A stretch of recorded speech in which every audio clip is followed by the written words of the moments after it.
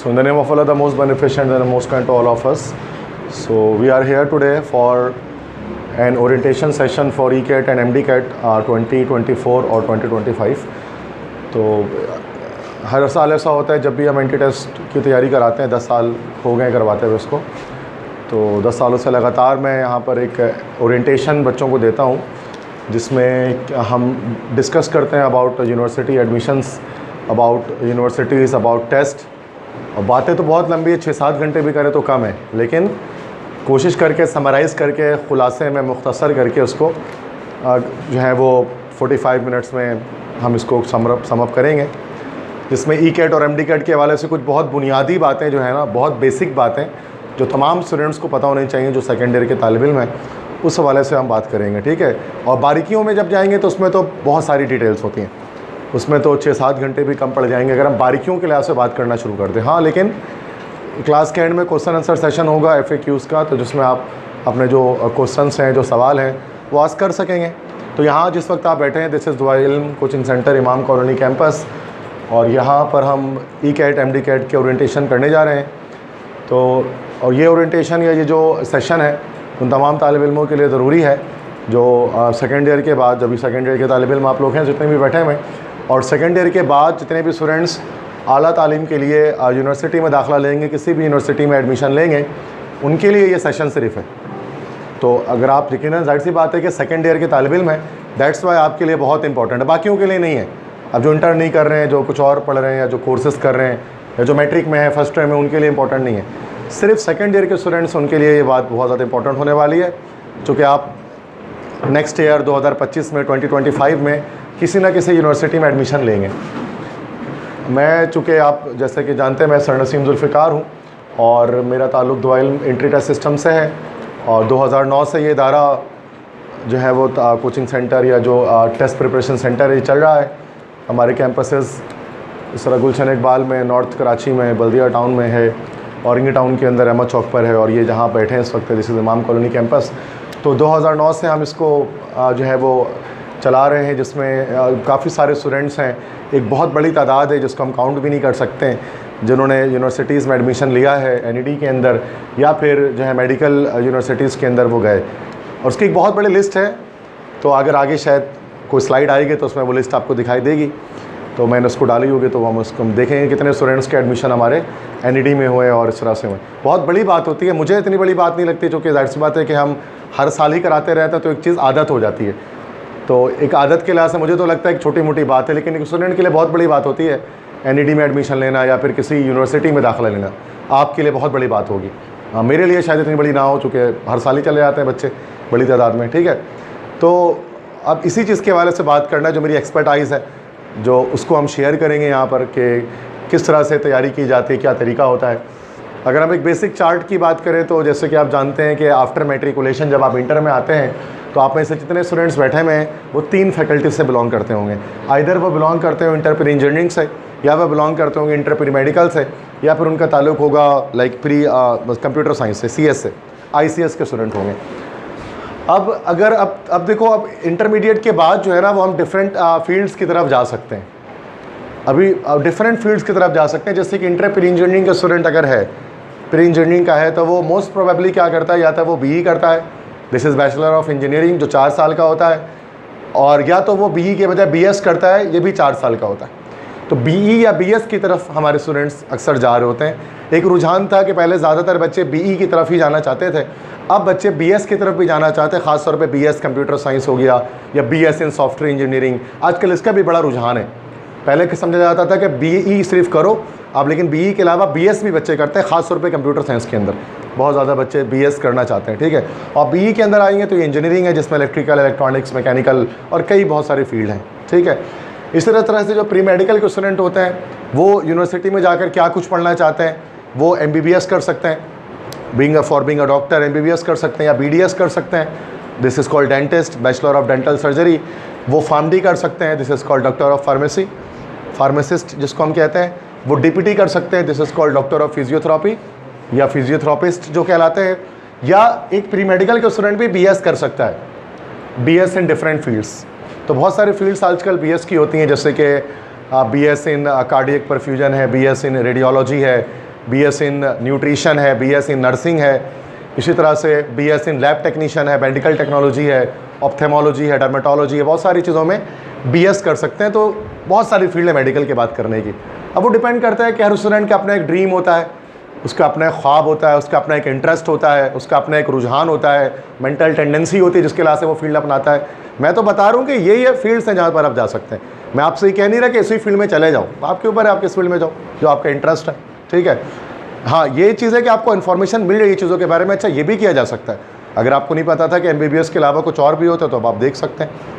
इसी तरह से जो बच्चे कंप्यूटर साइंस के होते हैं वो इंजीनियरिंग के स्टूडेंट्स की तरह BE और BS दोनों कर सकते हैं, लेकिन क्या होता है सेलेक्टेड फील्ड्स में वो BE और BS कर सकते हैं। मतलब तमाम फील्ड्स कंप्यूटर साइंस वालों के लिए ओपन नहीं होती। जो फील्ड कंप्यूटर के साथ कनेक्टेड है वो फील्ड में वो NED से BE या BS कर सकते हैं, हर फील्ड में नहीं कर सकते। और मेडिकल वाले बच्चे भी BE कर सकते हैं। BE की एक फील्ड होती है जैसे बायोमेडिकल इंजीनियरिंग है, तो बायोमेडिकल इंजीनियरिंग एक ऐसी फील्ड है जो मेडिकल का बच्चा भी कर सकता है और ये इंजीनियर होता है। मतलब मेडिकल पढ़ के भी आप इंजीनियर बन सकते हैं, वो बायोमेडिकल इंजीनियर कहलाते हैं, क्योंकि उसमें बायोमेडिकल जो अपरेटस वगैरह होते हैं ना, मशीन्स होती हैं, ECG मशीन, अल्ट्रासाउंड मशीन, इस तरह की मशीनों को वो बनाते हैं, उसको मेंटेन करते हैं, ये सारी चीज़ें होती हैं। तो ये एक हम यहाँ पर है कि मैं एक टेबल की एक चार्ट की फॉर्म में मैंने आपको बताया कि क्या क्या कर सकते हैं आप। मतलब ये बहुत बेसिक बात मैं कर रहा हूँ यहाँ पर, बात यहाँ ख़त्म नहीं होती, यहाँ से बात शुरू होती है और उसके बाद बहुत दूर तक जाती है यहाँ से बात निकल कर, ठीक है। तो इतना तो आपको ही पता था, ये तो हम भी जानते हैं, घर वालों ने बताया कि ये कर सकते हैं या बड़े घर के उन्होंने बताते रहते हैं, लेकिन हमें डिटेल में चीज़ों को देखना है, ठीक है। तो अगर हम सबसे पहले बात करेंगे मेडिकल यूनिवर्सिटीज़ की, अगर हम बात करें, जैसे पहले कि मैं यहाँ इसको स्टार्ट करूँ ना, तो अभी आपने जो स्कॉलरशिप टेस्ट जैसे कि फ़र्स्ट टाइम हमने इसको इनेकाद किया, अदरवाइज़ हम डायरेक्ट जैसे ओरिएंटेशन किया करते थे, तो इस बार हमने स्कॉलरशिप को कंडक्ट किया है ओरिएंटेशन से पहले, ताकि स्टूडेंट्स को स्कॉलरशिप प्रोवाइड की जाए जिस कदर हो सके। तो अपने तौर पे तो ये टेस्ट है जिसका अच्छा रिज़ल्ट इसका जो है वो आ जाएगा 1-2 दिन में, आपको रिज़ल्ट के बारे में इंफॉर्मेशन मिल जाएगी, ठीक है। क्या आप टेस्ट में क्वालिफ़ाई करते हैं या नहीं क्वालिफ़ाई करते हैं। और जो टेस्ट में क्वालिफ़ाई करेंगे स्टूडेंट्स, तो नेक्स्ट संडे सेम 4 से 7 बजे की टाइमिंग में इंटरव्यू आपका कंडक्ट होगा, जिसमें परसेंटेज ऑफ स्कॉलरशिप आपको दी जाएगी, वॉट एवर परसेंटेज आपको जो चाहिए होगा, ठीक है। तो ये फ़र्स्ट टाइम हम इसको ऐसा कर रहे हैं, स्कॉलरशिप प्रोग्राम अपना स्टार्ट करें, अदरवाइज़ हमेशा से फुल फ़ी पे ही हमारे स्टूडेंट्स ने बड़ी तादाद में पढ़ा है, ठीक है।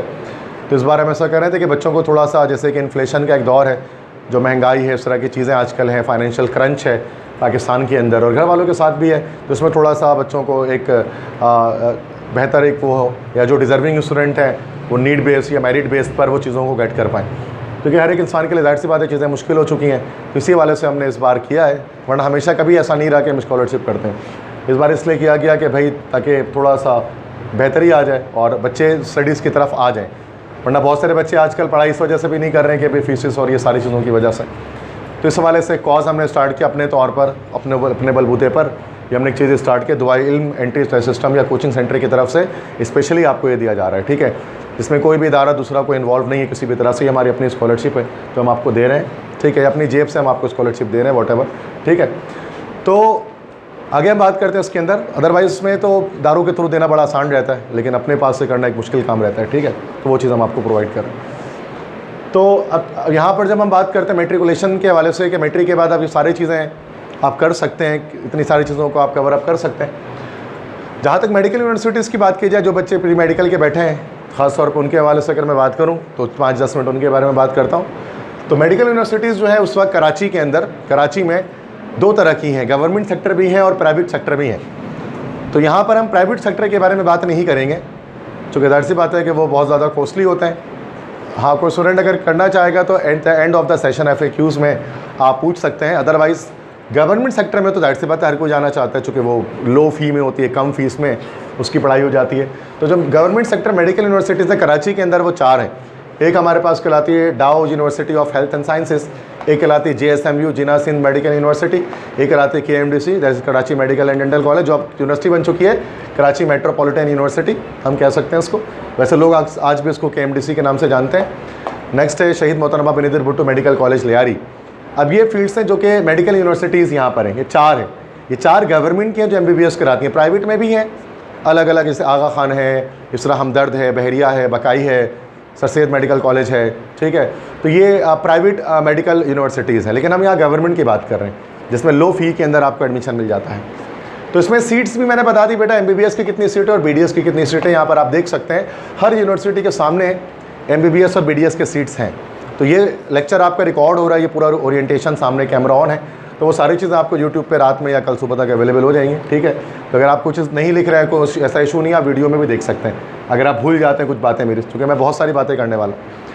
तो MBBS और BDS की सीट्स है, नंबर ऑफ सीट्स यहाँ पर लिखी हुई है, MBBS और BDS की कितनी कितनी है।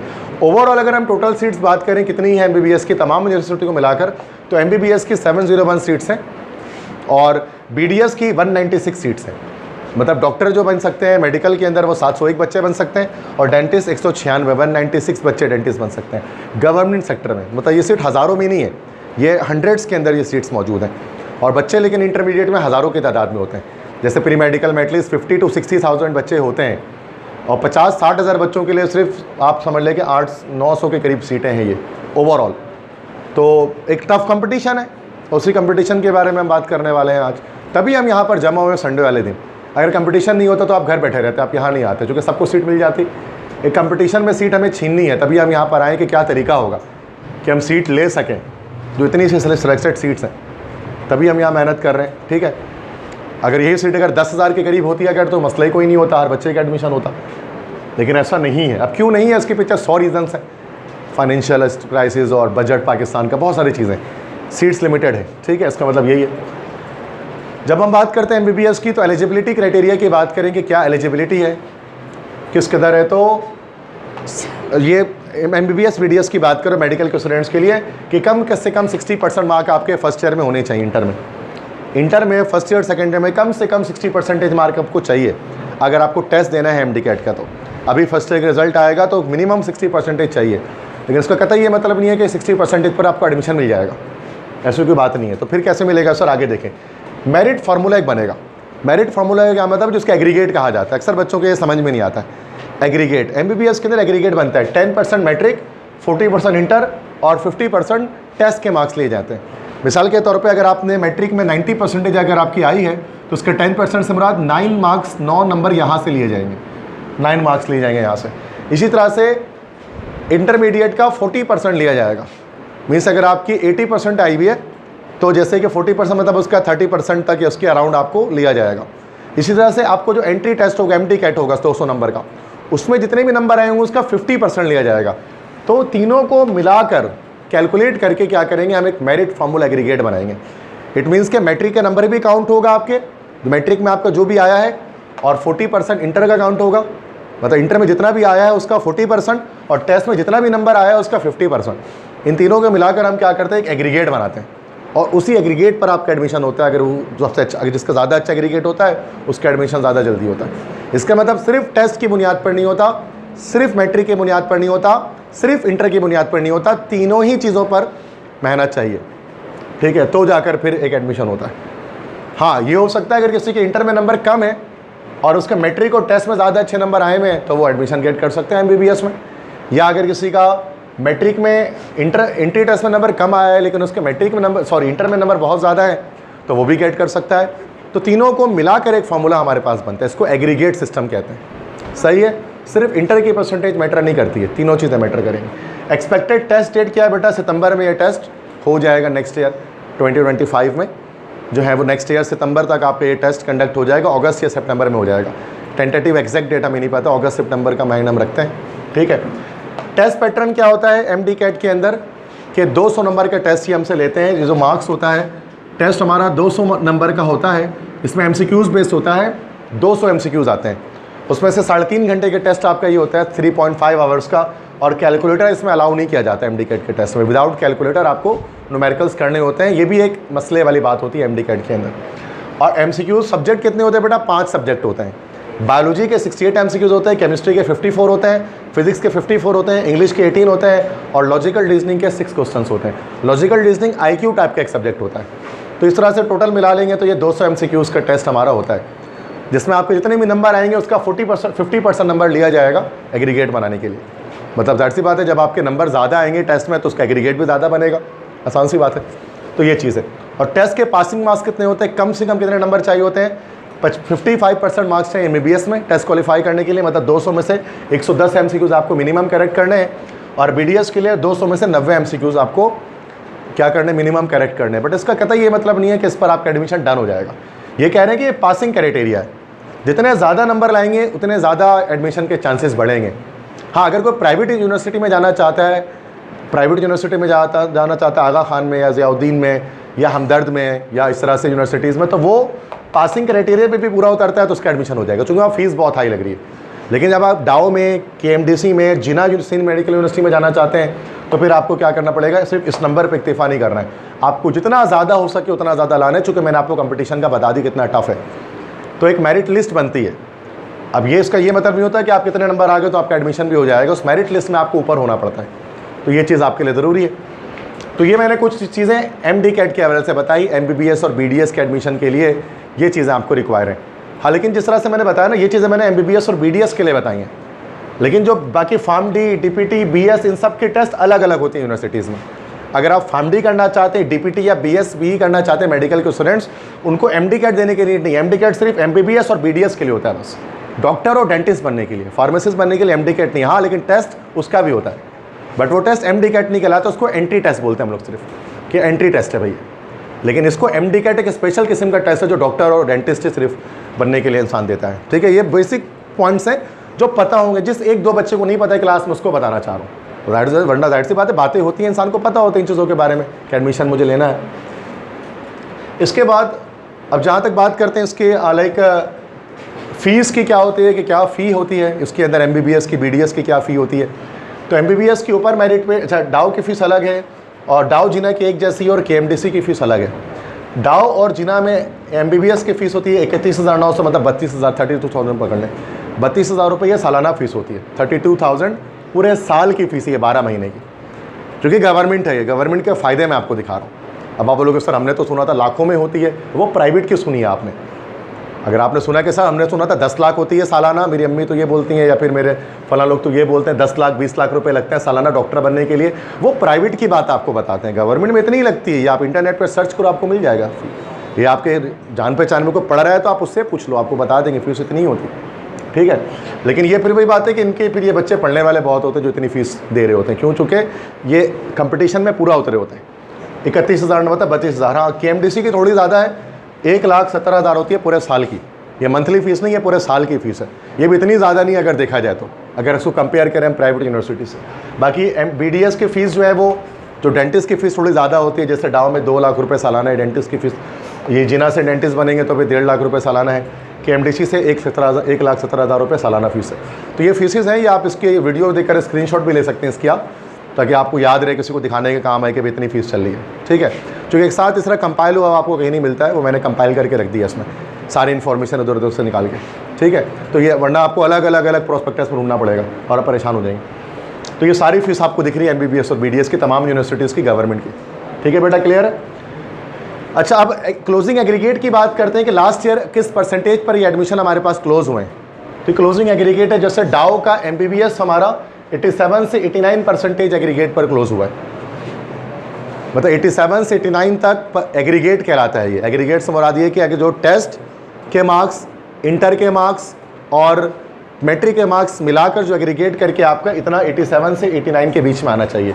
काफ़ी ज़्यादा है ये, बहुत मेहनती बच्चों का आता है। इसी तरह से JSMU में 86 से 87 तक आना चाहिए MBBS के लिए, KMDC में 85 से 86 तक आना चाहिए, और लियारी में जो मेडिकल यूनिवर्सिटी है, लियारी मेडिकल यूनिवर्सिटी जो कहलाती है, उसमें 82 से 84 तक होना चाहिए। तो एक बस 82 से नीचे इसका मतलब एडमिशन नहीं मिल रहा किसी भी चारों में से यूनिवर्सिटी में। और हाँ, अगर आप डाउ में ही जाना आपका ख्वाब है तो आप 87 89 तक लाएँ आप अपना एग्रीगेट, जो मेहनत रिक्वायर करता है। नामुमकिन नहीं कह सकते, impossible is nothing in this world, just it requires hard work. मेहनत करके इंसान 90 भी ला सकता है, 87 88 क्या चीज़ है ये? तो मेहनत मैं नहीं जानता ना, आप कितना करोगे वो आप जानते हैं, आप कितनी मेहनत करोगे। मैं तो ये इसलिए मैं आपको नाउम्मीद नहीं करूँगा कि सर ये तो बहुत ज़्यादा है, तो है बहुत ज़्यादा, बहुत सौ के लिए बहुत ज़्यादा है ये, लेकिन जो मेहनती बच्चे हैं उनके लिए डूएबल है, कर सकते हैं वो ये। ठीक है, मेहनत की बात है।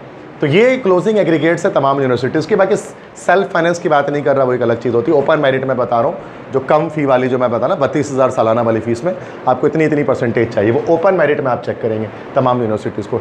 इसी तरह से ये BDS की और थोड़ी कम हो जाती है, जैसे डाउ में अगर आप करते हैं BDS तो 82.83 है, इस तरह जिना में 81.82 है, KMDC में 80.81 है, DDC और DIDC ये भी डाउ के डेंटल कॉलेजेस हैं, थोड़ी फीस ज़्यादा होती है। इसकी 78 से 79 तक भी है और 78 से 79 तक भी है। इसका मतलब ये हो गया कि BDS में थोड़ी सी कम होती है। पहले बच्चे MBBS के फिलअप होते हैं और MBBS के बाद जो स्टूडेंट जो है वो BDS में एडमिशन लेते हैं। मतलब जाहिर सी बात है, नॉर्मली ऐसा ही होता है, पहले बच्चा MBBS में लेता है, अगर MBBS में नहीं हो पा रहा होता, नंबर कम होते हैं, फिर BDS में मिलता है, और BDS के लायक से भी नंबर नहीं है तो फिर जाहिर सी बात है आपको फॉर्म डी वगैरह DPT इन तरफ जाना पड़ता है।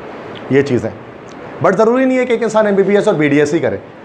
जैसे यहाँ पर अगर हम बात करें ना, ज़रूरी नहीं है कि एक इंसान MBBS BDS करे। मेडिकल के जो स्टूडेंट्स हैं, आप फॉर्म डी कर सकते हैं, आप DPT कर सकते हैं। BS की अच्छी अच्छी फील्ड्स आकर मौजूद हैं डाउ के अंदर, जीना के अंदर, कराची यूनिवर्सिटी में, जिसको पढ़ के आप जॉब कर सकते हैं, अच्छी अच्छी नौकरी कर सकते हैं, अपना करियर बना सकते हैं, फाइनेंशियली अपने आप को स्ट्रॉन्ग कर सकते हैं। सिर्फ दुनिया यहीं ख़त्म नहीं हो जाती MBBS और BDS में, और भी चीज़ें आप कर सकते हैं। You can do. मैं बता रहा हूँ कि MBBS BDS के लिए ये रिक्वायर्ड है, बट कतई ये मतलब नहीं है कि दुनिया इसमें ख़त्म हो गई है। आप फॉर्म डी DPT BS कर सकते हो, लेकिन मसला ये है कि वहाँ पर भी टेस्ट रिक्वायर है। मसला ये है कि वहाँ पर भी टेस्ट देना है, तो टेस्ट की तैयारी से पीछे नहीं हो सकते आप, कुछ भी कर लो। टेस्ट की तैयारी आपको करनी है, हमसे नहीं करो, कहीं से भी करोगे, बट करनी है, ठीक है। तो टेस्ट की तैयारी नेसेसरी है, ये करना है, कहीं से भी नहीं करना, घर बैठ के करोगे लेकिन करोगे। इसकी तैयारी के बिना आपका एडमिशन नहीं होगा, कोई भी फील्ड है। अब हर यूनिवर्सिटी टेस्ट लेती है, जैसे मैंने आपको बता दिया। हाँ, MBBS BDS के लिए जो टेस्ट होता है उसको MDCAT का नाम देते हैं, जिसको मैंने डिटेल में बता दिया। फॉर्म डी DPT वगैरह का जो टेस्ट होता है उसका पैटर्न वगैरह थोड़ा अलग होता है, उस पर मैं आज की क्लास में उसमें बात नहीं करने वाले कि वो क्या चीज़ है। तो अगर एंटी टेस्ट की क्लासेस स्टार्ट होंगी हमारे, उस वक्त मैं आपको कभी बता दूंगा कि फॉर्म डी DPT और BS की फील्ड्स का टेस्ट कैसा होता है, कैसा नहीं होता है, ठीक है।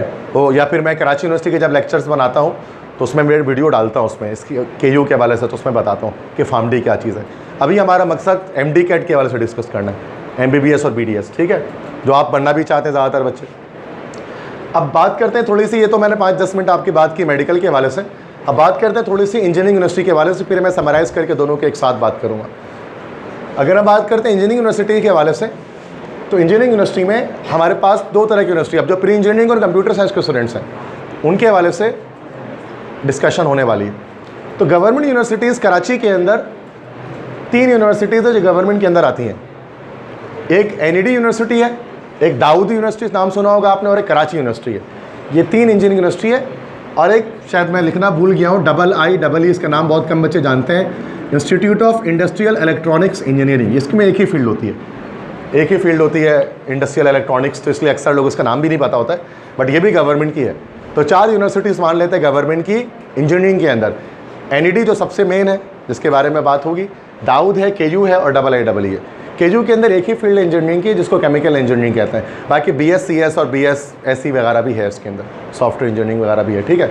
तो अभी आगे स्लाइड पे बात करेंगे। प्राइवेट यूनिवर्सिटीज़ भी बहुत सारी है कराची के अंदर, जैसे फास्ट है, UIT है, सर सैयद है, DHS उफ़ा है, बहरिया इकरा यूनिवर्सिटी है, बहुत सारी यूनिवर्सिटीज़ हैं, ठीक है। ये प्राइवेट यूनिवर्सिटीज़ हैं। अच्छा, अब आप बोलोगे सर आपने मेडिकल में तो आप प्राइवेट यूनिवर्सिटीज़ का नाम आपने नहीं बताया, इंजीनियरिंग में क्यों बता रहे हैं? चूँकि इंजीनियरिंग में फ़ी अफोर्डेबल होती है प्राइवेट की, जैसे मेडिकल में ना गवर्नमेंट और प्राइवेट की फ़ीस में ज़मीन और आसमान का फ़र्क होता है।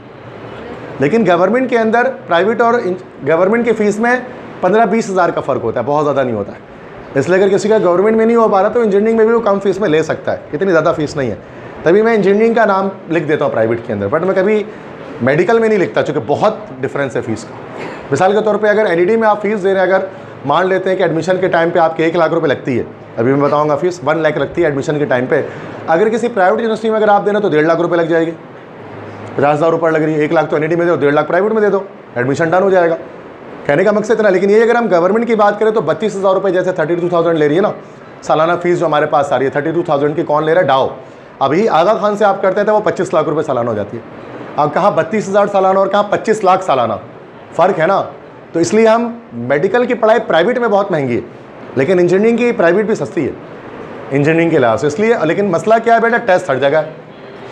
जिस तरह गवर्नमेंट में टेस्ट है तो प्राइवेट के अंदर भी बेटा यहाँ पर क्या होता है, हमारे पास टेस्ट होते हैं। बिना टेस्ट के एडमिशन इनमें से किसी यूनिवर्सिटी में आपको नहीं मिलेगा। तो टेस्ट से आप बच नहीं सकते, कहीं पे भी करोगे टेस्ट की तैयारी करनी पड़ेगी, वरना फिर जाहिर सी बात है पैसे रख के भी एडमिशन नहीं ले पाओगे। क्यों नहीं ले पाओगे? क्योंकि आप टेस्ट क्लियर नहीं कर पाओगे। अच्छा, मेन जो आज हम चूँकि ज़्यादा टाइम हमारे पास नहीं है तो हम बात करेंगे जस्ट NED यूनिवर्सिटी के हवाले से। एक यूनिवर्सिटी के बारे में बताऊँगा और उसी की बात आप सुनने के लिए यहाँ पर आएँ, ताकि मैं उसको डिटेल में डिस्कस कर लूँ। जब हम एनईडी यूनिवर्सिटी की बात करते हैं तो एनईडी यूनिवर्सिटी सबसे मेन यूनिवर्सिटी है, प्राइमरी यूनिवर्सिटी जिसकी हम बात करते हैं कराची के अंदर इंजीनियरिंग की, बेस्ट यूनिवर्सिटी इसके अंदर आती है। अगरचे इससे ऊपर फास्ट होती है, अगर जो बच्चे इंजीनियरिंग के बैठे हैं उनको पता है कि फास्ट जो है वो एनईडी से ऊपर है कराची के अंदर, मैं भी मानता हूँ और मैं वीडियो में अक्सर बात बताते रहता हूँ अपनी इसके बारे में कि फास्ट ऊपर है एनईडी से। लेकिन फास्ट के साथ दो मसला है, पहली बात तो फ़ी हाई है, दूसरी बात दूर बहुत है, डिस्टेंस का एक मसला है और एक मसला उसका हमारे पास फ़ी का है। इस दो रीजंस की बना पर फास्ट को हम डिस्कस नहीं कर रहे हैं यहाँ पर, उस बात को डिस्कस करें जहाँ पर हर बच्चे का एडमिशन हो जाएगा, वो एनईडी है, और बच्चे जाना भी चाहेंगे जहाँ पर, वो एनईडी है। डिस्टेंस करीब है, पॉइंट का मसला, फास्ट में पॉइंट भी नहीं है, बस भी नहीं है, आपको अपनी ट्रांसपोर्ट में जाना पड़ेगा, और एनईडी का पॉइंट पूरे कराची में हर जगह चलता है, आपको ट्रांसपोर्टेशन में आसानी होगी, गर्ल्स हो चाहे बॉयज़ हो। ये आप बोलोगे सर ये तो छोटी सी बात है, लेकिन आगे जाकर ये बहुत बड़ी बात लगती है। कराची का जो ट्रांसपोर्टेशन सिस्टम है, आपको लगेगा ये सबसे मेन चीज़ है कि ट्रांसपोर्ट होना चाहिए, बाकी चीज़ें कहीं नहीं गई। तो एनईडी में ट्रांसपोर्ट है, फास्ट में नहीं, ठीक है। लेकिन फिर वही बात है, अगर कोई करना चाहता है फास्ट की तो क्लास के एंड में आप मुझसे पूछेंगे, मैं आपको बता दूंगा फास्ट की डिटेल्स या नस्ट की डिटेल्स अगर आप पूछना चाहते हैं इस्लामाबाद की। बट चूँकि औरंगी टाउन जिस जगह पर इस वक्त हम बैठे हैं तो हमारे यहाँ बच्चों का एक ड्रीम होता है कि हम एनईडी यूनिवर्सिटी की तरफ जाएँ। आपके अम्मी अबू भी यही चाहते हैं ज़्यादातर, ठीक है। तो हम इसी के बारे में बात करने वाले, सही है, क्लियर है। और टाइम भी नहीं है तो हम उसको डिटेल में डिस्कस नहीं कर सकते। लेकिन हाँ, एनईडी सुपर फास्ट है या नस्ट है, इसमें कोई शक नहीं है, ठीक है, इसमें कोई दो राय नहीं है। लेकिन एनईडी भी बुरी नहीं है, बहुत अच्छी यूनिवर्सिटी है अगर आप कंपेयर करेंगे बाकी यूनिवर्सिटी से कराची के, ठीक है। और ये आप भी जानते हैं अच्छी तरह से, तो मैं इसको इस तरह से ये नहीं कह रहा कि यूनिवर्सिटी नहीं है, बहुत अच्छी है, बहुत मामले पे हम उसको नंबर 1 का दर्जा देता हूँ, और फास्ट और नस्ट से ऊपर कहता है कुछ मामला पे, ठीक है। तो कोई ऐसा मसला नहीं, ये भी बहुत अच्छी यूनिवर्सिटी है। अब एनईडी के अंदर जब हम बात करते हैं तो उसमें एलिजिबिलिटी क्राइटेरिया हमारे पास क्या होता है, सेम एमडी कैट वाला हिसाब है, 60% कम से कम चाहिए इंटर में। अगर आप बीई करना चाहते हैं तो 60% चाहिए। अच्छा, एनईडी में आजकल कुछ बीएस की फील्ड्स भी आ गई हैं, उसमें 50% वालों को भी एडमिशन हो जाता है, जैसे बीएस इन अप्लाइड फिजिक्स आई भी है, इंग्लिश लिंग्विस्टिक है, डेवलपमेंट स्टडीज़ है, मैथमेटिक्स की फील्ड उसके अंदर है। इसी तरह से इस तरह की जो फील्ड है ना बेटा, इंडस्ट्रियल केमिस्ट्री है, जिसमें 50 वालों को भी हो जाता है। तो हाँ, इंजीनियरिंग करनी है तो 60 चाहिए आपको मिनिमम फर्स्ट ईयर में। और ये आपको पता है कि इसमें एनईडी यूनिवर्सिटी जो है वो इसका मेरिट फार्मूला 50% इंटरमीडिएट और 50% एंट्री टेस्ट है। इसमें मैट्रिक के मार्क्स 9-10 के मार्क्स बिल्कुल भी काउंट नहीं होते हैं, और इंटरमीडिएट में भी आप सब जानते हैं कि इसमें सिर्फ और सिर्फ किसके मार्क्स काउंट होते हैं, फर्स्ट ईयर के मार्क्स काउंट होते हैं बस। ये बहुत अब तो हर कोई जानता है, जब शुरू में एनईडी ने ये बात की थी तो बहुत कम लोग जानते थे, आज बच्चा जानता है कि एनईडी में एडमिशन लेने के लिए फर्स्ट ईयर की परसेंटेज हमें चाहिए होती है, सेकेंड ईयर की नीड नहीं है। सेकेंड ईयर ये है कि बस पास होना चाहिए 60% से। फर्स्ट ईयर में जितने अच्छे नंबर लाओगे उतना ज़्यादा, तो फर्स्ट ईयर का 50% लिया जाएगा और एंट्री टेस्ट का 50% लिया जाएगा। मिसाल के तौर पे अगर आपके फर्स्ट ईयर में 80% मार्क्स आ गए हैं तो यहाँ से बेटा लिया जाएगा 40, मतलब इसका 50% लिया जाएगा। और अगर टेस्ट 100 नंबर का होता है, टेस्ट में आपके अगर आगे 90 मार्क्स आ गए हैं आउट ऑफ 100 तो इसका 90 का आधा 45 लिया जाएगा, और 45 और 40 को प्लस करेंगे तो ये जो 85 आएगा, दिस इज कॉल्ड एग्रीगेट, इसको बोलते हैं एग्रीगेट। अब देखो, इस बच्चे के ना तो इंटर में 85 है फर्स्ट ईयर में, ना इसके टेस्ट में 85 आए हैं, लेकिन एग्रीगेट 85 बन रहा है, क्योंकि दोनों का 50% लेकर प्लस कर दे रहे हैं। बस समझ आ रही, मेरिट फार्मूला किसको बोलते हैं, एग्रीगेट, ठीक है। अब ये हर बच्चे का डिफरेंट आ सकता है, आपके फर्स्ट के रिजल्ट अलग होते हैं, हर बच्चे के टेस्ट अलग नंबर आ रहे होते हैं, तो सबके अलग अलग एग्रीगेट आ रहे होता है, क्लियर है भाई। अब इस बच्चे के 85 आ गए तो ये बहुत हाई एग्रीगेट आते हैं, इसमें बहुत सारी फील्ड्स आपको मिल सकते हैं। लेकिन जाहिर सी बात है, अब देखो ना, इस बच्चे ने इंटर में 80% लाया ये बच्चा फर्स्ट ईयर में, और इस बच्चे ने टेस्ट में 90% स्कोर किया, 90 मार्क्स स्कोर किया। ये हर स्टूडेंट नहीं कर सकता। इंटर में 80 लाना भी मुश्किल और एनईडी के टेस्ट में 90 लाना भी मुश्किल, लेकिन ये दोनों मुश्किल अगर आप हल कर लोगे तो सूरत में आपकी एग्रीगेट बहुत अच्छा बनेगा। अगर किसी एक जगह आप लैग कर जाओगे तो एग्रीगेट आपको पता है डाउन हो जाएगा। सिंपल मैथमेटिक्स अप्लाई हो रही है यहाँ पर, सही है। एक्सपेक्टेड टेस्ट डेट क्या है बेटा, एनईडी के 2 राउंड होते हैं, जैसे एमडी कैट एक ही बार होता है, हाँ रिकंडक्ट हो जाता है उसके अंदर, वो एक अलग चीज़, उसको राउंड नहीं कहते हैं। एनईडी में क्या होता है कि 2 राउंड हमारे पास होते हैं। एक बार टेस्ट इसका होता है मई में, इस बार मई में एक टेस्ट होगा, आपके सेकेंड ईयर के पेपर से पहले एक टेस्ट हो जाएगा, सेकेंड ईयर के पेपर देने से पहले एक टेस्ट हो जाएगा, मई में होगा, और एक टेस्ट होगा जुलाई में जो सेकेंड ईयर के पेपर के बाद होगा। तो एक टेस्ट पहले होता है पेपर्स और एक टेस्ट बाद होता है, इसी वजह से ये सिर्फ फर्स्ट ईयर के मार्क्स गेट करते हैं, क्योंकि सेकेंड ईयर का तो पेपर ही नहीं हुआ होता उस वक्त आपका, जब एनईडी टेस्ट ले रही होती है अपनी। इस पिछले साल भी ऐसे ही हुआ था 2024 में। और जहाँ तक टेस्ट पैटर्न की बात की जाए तो उसका test pattern in board syllabus होता है, कैलकुलेटर अलाउ होता है एनईडी के टेस्ट में, और 2 घंटे का टेस्ट होता है 120 मिनट का। और एनईडी के टेस्ट में क्या होता है कि सिर्फ 2 घंटे का टेस्ट होता है, 100 नंबर का टेस्ट होता है, 4 पोर्शंस होते हैं। मैथ्स बायोलॉजी, अब कोई बायो से कर रहा है तो उसके बायो होंगे, मैथ्स के बजाय 25 मार्क्स उसके, क्योंकि बायो के भी फील्ड एनईडी के अंदर है, जैसे मैंने बायोटेक वो बताया ना, बायोमेडिकल इंजीनियरिंग। फिजिक्स के 25 नंबर होते हैं। अब केमिस्ट्री कंप्यूटर, जो कंप्यूटर साइंस का है वो केमिस्ट्री नहीं देता, कंप्यूटर देता है, वरना इंजीनियरिंग वाले और मेडिकल वाले केमिस्ट्री देते हैं। ये 25 नंबर और इंग्लिश के टेस्ट के 25 नंबर आते हैं। तो ये ओवरऑल हो गया। तो अभी जो आपने एंट्री टेस्ट दिया है, स्कॉलरशिप टेस्ट जो आपने दिया है, वो टोटल एनईडी के पैटर्न पे ही बना हुआ था, वो एमडी कैट का पैटर्न नहीं था, वरना में 200 MCQ का टेस्ट होता आपका और 3.5 घंटे का होता आपका। लेकिन जाहिर सी बात है वो बहुत लंबा टाइम हो जाता, तो मैंने उसको एनईडी के टेस्ट में बनाया ताकि वो 100 नंबर के हिसाब से हो जाए, ठीक है। और उसमें आपने देखा होगा कि बाकी चीज़ें आपके सीन बोर्ड से रिलेट करती हैं, लेकिन इंग्लिश जो होता है ना वो फंक्शनल इंग्लिश होती है। इंग्लिश हमारा ये किसी भी तरह से फर्स्ट ईयर या सेकेंड ईयर की बुक से नहीं आता है, ये फंक्शनल इंग्लिश होती है, जिसको ग्रामेटिकल इंग्लिश हम कहते हैं। सैनोनियम, एंटोनियम, सेंटेंस कंप्लीशन, ग्रामर, ये सब कोई भी आप एनईडी का पास पेपर उठाओगे आपको यही मिलेगा। मतलब कि ये नहीं पढ़ा लिख मिलेगा कि visit to a small planet किसने लिखा, या प्रिजन ऑफ ज़ेंडा के राइटर का नाम बताओ, फलां कैरेक्टर के भाई का क्या नाम था, ये सब नहीं लिखा होगा। ये सब इंटर में जो आप टेस्ट पेपर देते हैं ना फर्स्ट सेकंड इंग्लिश का, उसमें आता है ये सब। एंट्री टेस्ट पूरे पाकिस्तान में कहीं पे भी आप देंगे एक सवाल भी आपके बुक से नहीं आएगा, वो सारा सवाल आपका ग्रामर बेस्ड आएगा। कोई भी कराची पूरे पाकिस्तान में आप टेस्ट दे दो एंट्री टेस्ट, ऐसे ही होता है, देखा होगा आपने एक आध टेस्ट, ठीक है। तो वही ऐसे ही होता, ठीक है। तो बस इंग्लिश का जो कोर्स है ना वो आपका ग्रामर होगा, बाकी सारा आपके बुक से ही होगा, ठीक है। टेस्ट के पासिंग मार्क्स कितने बेटा एनईडी में? 50 नंबर चाहिए मिनिमम, 100 में से 50 नंबर मिनिमम आपको चाहिए if you want to pass the test, ठीक है। हाँ, लेकिन 50 नंबर पे इक्तिफा नहीं करना है, क्योंकि अगर कोई बच्चा 50 नंबर लाएगा तो उसका 50% निकल के सिर्फ 25 नंबर आएगा। अब 25 नंबर को मान लो कि वो 80 में जुड़ेगा अपने, तो 40 + 25 सिर्फ 75 एग्रीगेट बन रहा है उसका। तो ये नहीं कि 50 ही लाने का सोच रहे हैं बैठ के। हाँ, 50 अगर ले आओगे ना 50, तो कहीं ना कहीं एडमिशन हो जाएगा। एनईडी में बहुत सारे फील्ड है, 30 के करीब फील्ड है एनईडी में, 30+ फील्ड्स हैं। तो अगर आप इंटर में 60 लाते हो और टेस्ट में 50 लाते हो, तो कहीं ना कहीं किसी न किसी फील्ड में एडमिशन हो जाएगा। लेकिन किसी ना किसी फील्ड में जाना मकसद नहीं होना चाहिए आपकी ज़िंदगी का, है ना। वो आगे बताऊंगा। फीस स्ट्रक्चर क्या है एनईडी का? पर सेमेस्टर फीस, सेमेस्टर कहते हैं 6 महीने को, 6 महीने में फीस जाती है एनईडी की। तो ये 46,670 रुपीज़, 46,670 रुपये 6 महीने की फ़ीस होती है, उसके सेमेस्टर फीस होती है लगभग 50,000 के करीब। ये BE के प्रोग्राम के लिए। इसी तरह BS के लिए 10,000 तक इसके ऊपर हो जाती है। तो ये 6 महीने की फ़ीस है एनईडी की, कम ही है, मतलब देखा जाए तो प्राइवेट की इससे ज़्यादा रहती है। और अभी फीस बढ़ी है इनकी 10,000 रुपये, वरना अदरवाइज़ कम थी ये फीस, ठीक है। ठीक है, ये फीस हमारी। अच्छा, एनईडी में ये फ़ायदा होता है, स्कॉलरशिप भी मिलते हैं एनईडी में। एनईडी में खुद इटसेल्फ टॉप में होते हैं ना, मेरिट में टॉप 10 स्टूडेंट्स होते हैं, उनको 100% स्कॉलरशिप मिल जाती है। इसी तरह से कुछ को 90%, 80% एनईडी खुद देते हैं आपको। एनईडी यूनिवर्सिटी आपको खुद स्कॉलरशिप देती है अगर आप मेरिट लिस्ट में, अगर आपका नाम ऊपर है। अगर आपके फर्स्ट टर्म में और टेस्ट में आपके अच्छे नंबर आए तो आपके वैसे ही पूरी फीस माफ़ हो जाती है पहले दिन से ही, और पहले दिन के बाद स्कॉलरशिप अप्लाई भी कर सकते हैं आप कहीं पर भी, तो उसमें भी माफ़ हो जाती है। तो फीसेस का इतना मसला नहीं रहता। मेन मसला रहता है कि आप एडमिशन गेट करके उसमें एंटर करो, उसके बाद सारी चीज़ें अपने आप हो जाती हैं, वो कोई ऐसा मसला नहीं रहता है। तो ये चीज़ें आपके पास एनईडी के लास्ट से मैंने बात किया। बात करते हैं एनईडी की क्लोजिंग मार्क्स की, कि एनईडी में क्या क्लोजिंग होती है। बट एनईडी में 30 फील्ड्स है, मैं सबके नाम नहीं बताने वाला, ना मैं सबकी परसेंटेज आपको बताने वाला हूँ।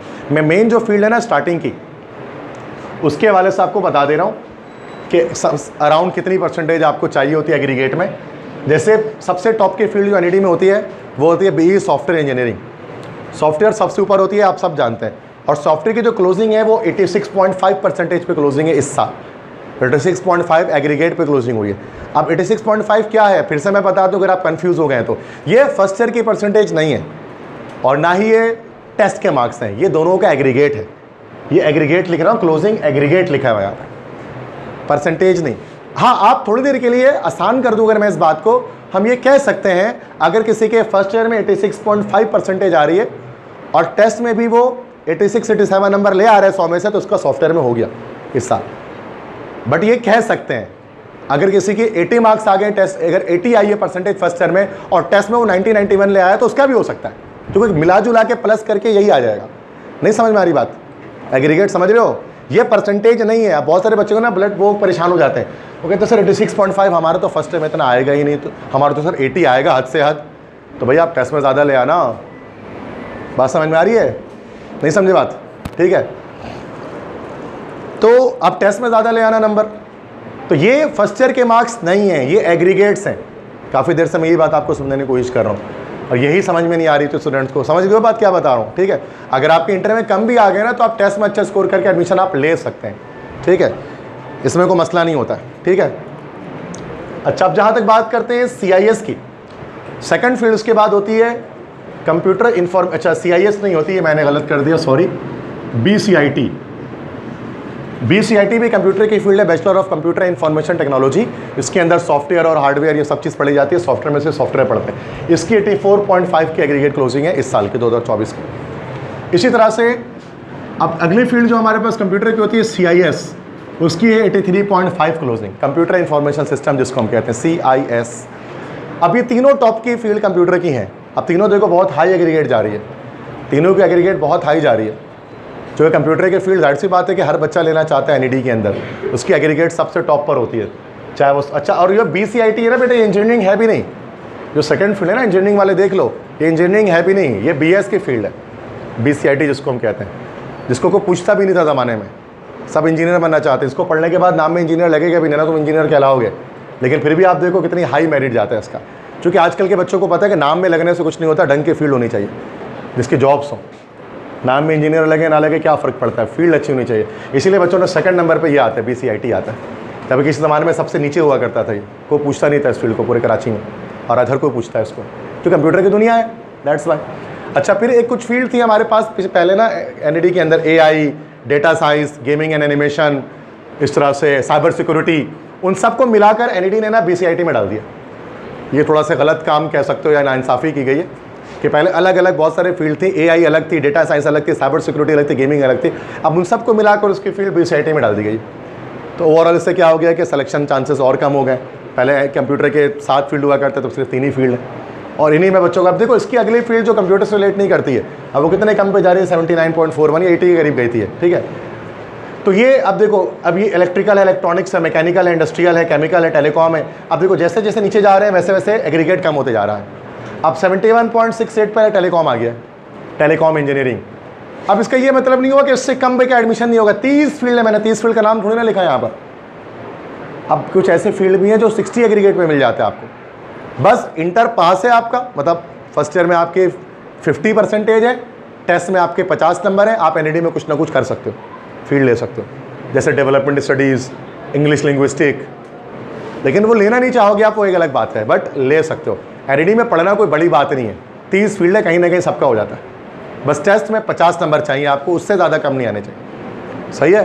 तो NED में जाना कदरे आसान है, कितना कोई मुश्किल काम नहीं है। हाँ, NED में जाने के बाद कंप्यूटर के फील्ड को उठाना बड़ा मुश्किल है, क्योंकि एग्रीगेट बहुत हाई है। ये कंप्यूटर नहीं तो इलेक्ट्रिकल इलेक्ट्रॉनिक्स को उठाना भी बड़ा मुश्किल है, क्योंकि फील्ड परसेंटेज बहुत हाई है और हर बच्चा नहीं कर पाता, सही है। तो ऐसे मैं बता रहा हूँ कि इतना नामुमकिनात वाली बात नहीं, NED में जाकर पढ़ना हर कोई पढ़ सकता है। अब ये चीज़ तो मैंने अब बात कर ली बेटा कि ओवरऑल NED के हवाले से। अब बस मैं एक बात कर रहा हूँ जो दोनों तमाम स्टूडेंट्स को मिलाकर ये बात करते हैं इंजीनियरिंग मेडिकल की, कि यू मस्ट स्टार्ट अर्ली, कि आपको अर्ली स्टार्ट लेना पड़ेगा। आप सेकेंड ईयर के, आप ऐसा नहीं कर सकते हैं कि आप सेकेंड ईयर के पेपर के बाद तैयारी इसको स्टार्ट करें, ठीक है, ऐसा नहीं हो सकता। पहली बात तो you will have good time for preparation, क्यों करें, चूँकि आपके पास एक अच्छा वक्त होगा तैयारी करने का, एक लंबा टाइम, आपको 6 मंथ्स का टाइम टोटल आपको मिलेगा तैयारी करने का। NED की बात कर रहा हूँ, बाकी MD कैट के लिए तो 8 to 9 मंथ्स का टाइम मिलेगा। वो डाउ की बात करें, सॉरी। तो NED entry test will be conducted before second year exam, ये भी एक मसला है। NED का टेस्ट सेकेंड ईयर के एग्जाम से पहले ही हो जाएगा, तो आप कैसे सेकेंड ईयर के बाद तैयारी करेंगे। बहुत सारे बच्चे सोचते हैं ना पेपर दे दें सेकेंड ईयर का, फिर टेस्ट की तैयारी करेंगे, उस वक्त तो टेस्ट ही खत्म हो गया NED का, अब क्या करोगे आप। तो कहने का मकसद है कि आपको पहले तैयारी करनी पड़ेगी, अभी से तैयारी स्टार्ट करनी पड़ेगी। And it helps to revise your second year with conceptual learning MCQs based. First year जब हम कोचिंग क्लासेस लेते हैं फर्स्ट ईयर सेकेंड ईयर की, तो वो थ्योरी पर फोकस्ड होते हैं, हम लोग हैं थ्योरेटिकली ज़्यादा बात करते हैं, सेक्शन B और सेक्शन C। लॉन्ग और शॉर्ट क्वेश्चन पे ज़्यादा, जाहिर सी बात है मैं खुद एज अ टीचर ज़्यादा बात करता हूँ, लेकिन अब हमें पता है कि जो एंटी टेस्ट होता है वो MCQs बेस्ड होता है, और MCQs बेस्ड लर्निंग ना नॉर्मली इंटरमीडिएट क्लासेस में मिसिंग रहती है, क्योंकि टाइम ही नहीं होता उसके लिए। थ्योरी पढ़ाते पढ़ाते टाइम निकल जाता है टीचर का, क्लास की छुट्टी हो जाती है। MCQs के लिए अलग से प्रॉपर तैयारी जब आप करते हैं तो आपके इंटरमीडिएट के भी MCQs आपके स्किल्स बेहतर हो जाते हैं, और MCQ सॉल्विंग स्किल्स आपके आ जाती हैं, जिससे आप टेस्ट अच्छा परफॉर्म करते हैं। तो स्टडी प्लान क्या होता है हमारा MD गेट के अंदर, एप्टीट्यूड के अंदर क्या स्टडी प्लान हम लोग करते हैं कि इंटरमीडिएट की स्टडीज़ तो आप मंडे टू सैटरडे करते हैं, किसी भी कोचिंग सेंटर में आप पढ़ते हैं वॉटेवर, आप मंडे टू सैटरडे अपनी फर्स्ट ईयर सेकेंड ईयर की तैयारी आप करते हैं। अब एक दिन आपके पास जो संडे का होता है, संडे का पूरे ओवरऑल कराची ये चीज़ होती है कि संडे के दिन आप टेस्ट प्रिपरेशन को देते हैं। संडे का दिन होता है वो टेस्ट प्रिपरेशन का होता है, सुबह 10 बजे से क्लास स्टार्ट होती है, शाम 4-5 बजे तक चलती है, और उसमें एक ही दिन में सारे सब्जेक्ट कवर अप हो जाते हैं और हफ्ते में एक ही दिन आना होता है। हर जगह फिलहाल ऐसी तैयारी चल रही होती है, क्योंकि सेकेंड ईयर तो चल जाए ना, बच्चा अपने एकेडमी को भी छोड़ नहीं सकता ना। आप सेकेंड ईयर पढ़ रहे हैं तो आप उसको कैसे छोड़ेंगे, तो उसके साथ ही क्लासेस रखी जाएंगे, ठीक है। तो संडे की क्लासेस हम भी यहाँ पर ये करते हैं, संडे को क्लासेस करते हैं, सुबह से लेकर शाम तक क्लासेस चलती रहती हैं और हर जगह इसी तरह से होता है। वैसे सैटरडे संडे किए जाते हैं, बट सैटरडेज़ का भी मामला आता है बच्चों को कोचिंग सेंटर्स का, तो सैटरडे को भी इसलिए हम नहीं करते, हम सिर्फ संडे रखते हैं ताकि तमाम बच्चे ओवरऑल फुली फ्री हों जब वो टेस्ट की तैयारी करने के लिए आएँ। कोई भी उनकी कोचिंग की क्लासेस इस तरह से ना लगी हो कि जिससे वो डिस्टर्ब हो जाए, ठीक है। इससे सैटरडे भी हम नहीं करते, सिर्फ संडे करते हैं और हमारा कोर्स हमेशा एंड अप हो जाता है वक्त से पहले। तो वाई प्रिपरेशन नीडेड, बहुत सारे बच्चे बोलते हैं तैयारी की ज़रूरत क्यों है, क्यों तैयारी करें, क्यों तैयारी करें, क्या वजह है तैयारी करने की, बिना तैयारी किए क्या सिलेक्शन नहीं होगा हमारा। तो ये कह रहे हैं कि all the universities conduct entry test, जितनी भी यूनिवर्सिटीज़ हैं सब के सब एंट्री टेस्ट कंडक्ट करती है। मैंने आपको डिटेल में बता दिया, चाहे इंजीनियरिंग की हो चाहे मेडिकल की हो, बिना टेस्ट के आपका यूनिवर्सिटी में एडमिशन नहीं होगा किसी फील्ड में, ठीक है। और MCQs based learning missing inter, जैसे मैंने बता दिया, एमसीक्यूज़ बेस्ड लर्निंग हम नहीं कर पा रहे होते हैं। और रिस्ट्रिक्शन मिक्स ट्रबल, कुछ रिस्ट्रिक्शंस भी हमारे पास होती हैं टेस्ट के टाइम पे, जैसे कि without calculator mathematics in MDCAT में जैसे मैंने आपको बताया कि कैलकुलेटर अलाउ नहीं होता, बिना कैलकुलेटर के आपको डिवीजन मल्टीप्लिकेशन ये सब चीज़ें करनी होती हैं, जो कि जाहिर सी बात है स्टूडेंट्स को नहीं आती हैं। उसके लिए यहाँ शॉर्टकट ट्रिक्स होती हैं जो आपको टीचर सिखाते हैं, उससे क्या होता है कि आप उसको कर पाते हैं। टाइम लिमिट्स होती हैं, टाइम बहुत कम होता है। आप इंटरमीडिएट के अंदर एमसीक्यूज़ करने में आपको एक अच्छा टाइम मिलता है, अगर आपको 17 एमसीक्यूज़ करते हैं तो 30 मिनट्स उसके लिए दिए जाते हैं। लेकिन एनईडी के अंदर जब आप जाएंगे तो 100 एमसीक्यूज़ आपको 120 मिनट में करना पड़ेगा, तो 1 मिनट तक का टाइम आपके पास एक एमसीक्यूज़ का होता है, जबकि नॉर्मली इंटर में हमें 2 मिनट 3 मिनट तक का टाइम एक एमसीक्यूज़ के लिए मिलता है। तो ये चीज़ें हैं कि टाइम लिमिट्स होती हैं, फास्ट वे पर किस तरह से एमसीक्यूज़ को सॉल्व किया जाए, उसकी ट्रिक्स वगैरह क्लासरूम में टीचर्स आपको बताते हैं एमडी कैट के अंदर। तो इस बात का सॉल्यूशन क्या है कि need proper guidelines with experts के, आपको जो एंट्री टेस्ट के एक्सपर्ट्स हैं, जैसे हम यहाँ पर 10 साल से तैयारी करा रहे हैं और इसके अंदर हम इस चीज़ पे काफ़ी ज़्यादा एक्सपर्टाइज हमारे तमाम फैकल्टीज़ की है, तो आपको प्रॉपर गाइडलाइंस चाहिए। अब ये चीज़ें मुझे असबर है जो मैं आपको सामने बता रहा हूँ नॉन स्टॉप, चूँकि 10 साल से मैं ये बात बता रहा हूँ लोगों को, वैसे लग रहा है याद करके घर से आया हूँ, चूँकि ये चीज़ें हैं 10 साल से बता के एक चीज़ मुझे रट गई है, चूँकि यही होता है एंट्री टेस्ट, इतना हम उसमें वेल वर्स थे इन चीज़ों के अंदर कि हम तेज़ी से बताना शुरू कर देते हैं ऐसे करो ऐसे करो और ऐसे करो चीज़ों को, जबकि आप फर्स्ट टाइम में आपको चीज़ें इतनी नहीं पता है जो अभी आप सीख पा रहे हैं मुझसे। तो प्रॉपर गाइडलाइंस हैं एक्सपर्ट्स के साथ जो वाकई में एंट्री टेस्ट कराते हो करते हो। Need to practice relevant material, पे रेलेवेंट मटेरियल होता है, एमसीक्यूज़ होते हैं, एमसीक्यूज़ बुक आपको प्रोवाइड की जाती है जिसके थ्रू आप प्रैक्टिस करते हैं, तैयारी करते हैं, वो रेलेवेंट मटेरियल होना चाहिए आपके पास। मिथ एक ये होता है स्टूडेंट्स का कि we can do preparation by our self, कि हम खुद से तैयारी कर सकते हैं, अगर हम चाहें तो हम खुद से तैयारी कर लें और हो जाएगा। अक्सर स्टूडेंट की एक मिथ होता है, एक जहन में ये चीज़ बनी होती है कि हम खुद ही तैयारी कर सकते हैं, लेकिन रियलिटी क्या है कि only few students can make this but many others get in worst condition even they have good academic results. बहुत सारे स्टूडेंट्स के अंदर ये होता है कि खुद से तैयारी कर लेंगे, एक बात अच्छा खुद बच्चे कर भी लेते हैं, खुद से तैयारी करना या फिर ऑनलाइन प्रिपरेशन करना, इसके बारे में भी कि मैं तो इस बारे में मैं बहुत वीडियो मेरी पढ़ी हुई जिसमें मैं अक्सर इस बारे में कहता हूँ, चूँकि अगर ऑनलाइन तैयारी करानी होती है सबसे ज़्यादा बैचेस मैं बना सकता हूँ ऑनलाइन के अंदर ऑल ओवर कराची, अगर आपको पता है इस चीज़ को, अगर मैं ऑनलाइन बैचेस स्टार्ट करूँ तो सबसे ज़्यादा बैचेस बन जाए, क्योंकि इतने बच्चे आधी कराची लेक्चर्स देख रहे होते यूट्यूब पर मेरे, तो मैं फिर भी क्यों नहीं करता, इसके पीछे एक सिंपल एक शॉर्ट से एक रीज़न है। देखो कुछ बच्चे हो सकते हैं जो ऑनलाइन पढ़ लेंगे, 100 बच्चे में से ना 10 बच्चे में एबिलिटी होती है, वो ऑनलाइन क्या पढ़ लेगा, वो घर पे किताब से ही पढ़ लेगा, ऑनलाइन को तो छोड़ो। वो बच्चे मोटिवेटेड जो बहुत ज़्यादा होते हैं, जिनके पास गाइडेंस होती है प्रॉपर, जो बहुत हार्ड वर्किंग होते हैं, जो जुनूनी होते हैं पढ़ने के, उनको कोई ज़रूरत नहीं पड़ती, वो घर बैठ के भी पढ़ लेंगे, ऐसे बच्चा तो पढ़ लेगा। लेकिन एक मेजोरिटी ऐसे नहीं पढ़ पाती है, मेजोरिटी को चाहिए फिजिकल क्लासेस जिसमें वो इस तरह से रूम में सामने बैठें, वो चीज़ों को समझें, फोकस रहे, डिस्ट्रैक्शन ना हो, असेसमेंट दें, टेस्ट में स्ट्रिक्टनेस हो। ये चीज़ सब चीज़ें ऑनलाइन में अवेलेबल नहीं होंगी आपको, या feedback, questioning, proper question and answer, जैसे लाइव सवाल जवाब करने की बात ही अलग है, या मैं आपको नहीं व्हाट्सएप में मुझे सवाल भेज देना मैं जवाब दे दूँगा, ये कोई सवाल जवाब थोड़ी ना होता है, कितने बच्चे करेंगे, गिनती के बच्चे करेंगे ऐसे सवाल जवाब। लेकिन लाइव में क्या होगा, हर एक बच्चा सवाल का जवाब दे सकता है, क्वेश्चन कर सकता है। ये वो चीज़ें जो आपको ऑनलाइन में अवेलेबल नहीं होती, इसमें आप 10,000 दलीलें दे दोगे, यही चीज़ है। हाँ, बेनिफिट ये होगा कि स्टूडेंट का क्या बेनिफिट होगा, कम फीस पे आप तैयारी कर पाएंगे, क्योंकि मैं क्या करूँगा 500 बच्चे एक साथ एक ही क्लासरूम में बैठा लूँगा, एक बच्चे से 5,000 रुपये ले लूँगा, मेरे 50 लाख रुपये खड़े होंगे। लेकिन क्या कर रहा हूँ, मेरे टाइम उतनी लग रहा है, लेकिन 500 बच्चे मैंने एक ही क्लास में बैठाए मैं, क्योंकि मुझे कौन सा क्लासरूम अरेंज करने, इतना बड़ा रूम बनाना है, पंखे लगाने हैं, बत्ती लगानी है, मुझे कौन सा ये सारे डेस्क सजानी है, कमरे में बैठकर एक लैपटॉप रख के मुझे हैंड फ्री लगा के 50-500 बच्चों को पढ़ाना है, पैसे भी नहीं लगे मेरे। लेकिन नुकसान किसका है, बच्चों का है, फोकस नहीं है, डिस्ट्रैक्शन है।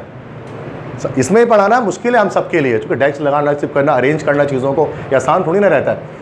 इसलिए लेकिन फ़ायदा किसका है? स्टूडेंट्स का है। इसमें सक्सेस रेशियो ज़्यादा है, स्टैटिस्टिकली इसका सक्सेस रेशियो ज़्यादा है। यहाँ पर इतने बच्चे बैठेंगे ना, अगर आप बैठ रहे हैं इसमें फिजिकल क्लासेस में, आपके कामयाब होने के चांसेस ऑनलाइन से ज़्यादा होंगे, आप कुछ भी कर लो।